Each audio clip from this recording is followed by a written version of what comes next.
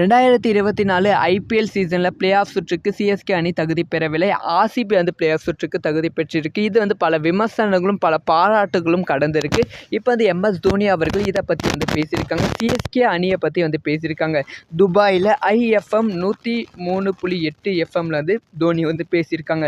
இதில் என்ன சொல்லியிருக்காங்கன்னா, சிஎஸ்கே அணியுடனான உறவு உணர்வுபூர்வமான ஒன்று. ஸோ மற்ற அணிகள் போல் போயிட்டு சும்மா 2 மாதம் விளையாண்டுட்டு வர உணர்வு கிடையாது. ஓரிரு மாதங்கள் விளையாண்டுட்டு திரும்பும்போது அந்த உணர்வுலாம் இருக்காது. ஆனால் சிஎஸ்கே உணர்வு அந்த மாதிரி ஒரு உணர்வு அப்படிங்கிற சிஎஸ்கே கூட தன்னோட நெருக்கத்தை தோனி அவர்கள் சொல்லியிருக்காங்க. இதுக்கப்புறம் தோனி அவர்களோட ஓய்வை பற்றி நிறைய பேர் பேச ஆரம்பித்து இருக்கிறார்கள். இதுக்கு பல பேர் தங்களோட ரிப்ளை கொடுத்து கொண்டு வருகிறார்கள். அந்த வகையில் சிஎஸ்கே அணியோட பயிற்சியாளரும் சொல்லியிருக்காங்க. தோனி இப்போ உடல் தகுதி பயங்கரமாக வச்சிருக்காங்க. அதனால் அடுத்த 2 ஆண்டுகள் தோனி விளையாட வாய்ப்புகள் இருக்கு. இது வரைக்கும் எங்ககிட்ட தோனி அவர்கள் ஓய்வை பற்றி பேசல அப்படிங்கிற விஷயத்தையும் அவங்க சொல்லியிருக்காங்க.